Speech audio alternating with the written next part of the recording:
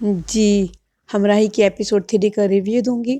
اس میں ایک بہت بڑی بلنڈر میں نے نوٹس کی ہے، ہو سکتا ہے آگے جا کے وہ بلنڈر کو تھوڑا سا الگ کر لیں وہ، لیکن ابھی تک مجھے لگتا ہے وہ بہت بڑا بلنڈر ہے، وہ بھی شیئر کروں گی۔ لیکن آپ لوگوں سے یہ سوال کرنا تھا، کیا اس آنٹی مریم کا بنتا تھا کہ وہ ایک قبضہ مافیا گروپ کے بندے کے سامنے اس کا دیا ہوا چیک پھاڑ دے، اس طرح سے اپنی رونت دکھائیں؟ چہرہ دیکھیں آپ، فیس ایکسپریشنز دیکھیں، فیس ایکسپریشنز بھی بہت کچھ کہہ جاتے ہیں۔ دیکھیں اس خاتون کو پتہ ہے کہ میں ایک بیمار عورت ہوں، اور میری جو ایک ہی بیٹی ہے جو ان میرڈ ہے، اور ایک بیٹی ہے یا بیٹا کوئی بھی ہے لیکن وہ ملک سے باہر ہے، ٹھیک ہے۔ دیکھیں میں یہ سمجھتی ہوں کہ انسان اپنی سچویشن کے حساب سے زندگی میں فیصلے لیتا ہے۔ ایک ایسی خاتون جو کہ پتہ ہے ان کی زندگی کا کل کوئی بھروسہ نہیں ہے، اور وہ ایک ایسے بندے کے ساتھ پنگا لے رہی ہیں، کل کو دشمنی بیٹی دیکھے گی، بیٹی کے ساتھ کچھ ہو سکتا ہے، بڑے لوگ ہیں، پیسے والے، طاقت والے ہیں۔ پاکستان کی سچویشن کے حساب سے، بلکہ ایشیا کی سچویشن کے حساب سے انسان کو دیکھے اگر، تو انسان کو اس طرح کے فیصلے نہیں لینے چاہیے، ٹھیک ہے۔ میں اس کو غلط فیصلہ سمجھتی ہوں۔ اور دوسری بات جو چیز مجھے عجیب لگی ہے، دیکھیں دکھایا مریم کو کہ مریم کی جو سیحان کی جو والدہ تھیں وہ مریم کی دوست تھیں، اس لیے اس کی اپنی اس آنٹی سے اتنی دوستی ہے، لیکن وہ ان کو مریم مریم بولتا ہے، ٹھیک ہے۔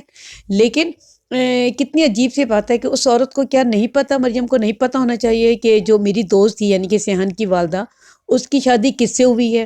وہ اسے جانتی نہیں ہے کہ وہ غازی یوسف کی بیوی تھی اور یہ غازی یوسف کا بیٹا ہے۔ ایک عرصے سے بے تکلفی اتنی زیادہ دکھا رہے ہیں دونوں میں، اور سارا ٹائم باتیں کرتے ہیں، ایک ہی چیز وہ ان کو بتا رہا ہوتا ہے، لیکن اس عورت کو یہ نہیں پتہ ہے کہ اس کی ولدیت کون ہے، مطلب اس کا باپ کون ہے۔ ایسا تو نہیں ہوتا، بالکل غلط، بہت ہی کوئی ڈرامے کے اندر نا اتنا کوئی ڈرامہ ڈال دیتے ہیں کہ یقین کرنے کا دل نہیں کرتا۔ یار تمہاری ایک ماں دوست تھی تم جوانی میں، اس کا شوہر کون ہے تمہیں اس کا نام نہیں پتہ؟ ایسا ہوتا ہے کیا؟ ایسا نہیں ہوتا، ٹھیک ہے۔ ڈرامے کے اندر سب غلط چیزیں دکھا دیتے ہیں، بعض چیزیں بالکل ریئل سے ہٹ کے، جو مجھے بالکل اچھا نہیں لگا۔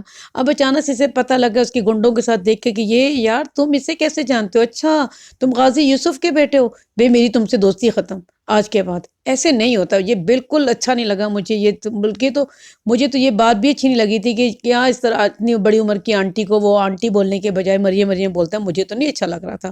اور وہ جو کام کرنے والی ہیں ان کو بھی چندہ چندہ بولتا ہے، مطلب یہ اچھا نہیں لگتا۔ ہم لوگ اس طرح کی چیزیں نہیں اپنے گھروں میں دیکھنا چاہتے۔ ہم چاہتے ہیں کہ ہم بڑوں کی عزت کریں، اچھا لگتا ہے کہ آپ کسی کی عزت کرتے ہیں، ان کو اسی طریقے سے بلائیں، بوا کہہ لیں، آنٹی کہہ لیں۔ اچھا وہ اس کے گھر کے بارے میں نہیں جانتی، اور وہ ان کے گھر بارے میں نہیں جانتا، اسے نہیں پتا کہ یہ مریم کی جو بیٹی، یہ لڑکی جو ہے جو اس کے پیچھے پڑی ہوئی ہے وہ مریم کی بیٹی ہے، مطلب نہیں پتا۔ عجیب طرح کی رشتہ داری، عجیب طرح کے تعلق دکھایا، بہرحال مجھے اچھا نہیں لگا، ٹھیک ہے۔ آپ لوگ بتائیے گا آپ لوگ کیا کہتے ہیں۔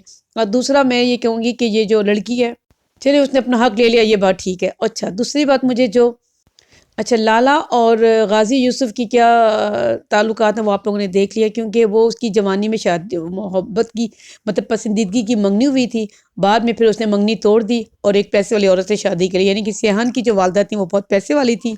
لالا کی بہن نے خودکشی کر لی، جس کی وجہ سے ان کے درمیان لڑائی جوانی سے چل رہی ہے۔ بہرحال اس لڑکی کا جو سوشل میڈیا پہ ڈالنے کا وہ تھا کہ میں ڈال دیتی ہوں، اور اس کو ڈرایا اس نے، لیکن یہ اچھا ہے، ظاہر ہے جب آج کل کوئی کسی پہ ظلم کرے گا تو پھر اگر آپ سوشل میڈیا پر ڈالیں گے تو شاید اس سے تھوڑا سا ڈر ہو۔ یہ ایک اچھا انہوں نے اچھا دکھایا ہے، اور یہ کہ پلیز اپنے کامنٹ کیا کریں، مجھے اس کا انتظار رہتا ہے۔ Thank you.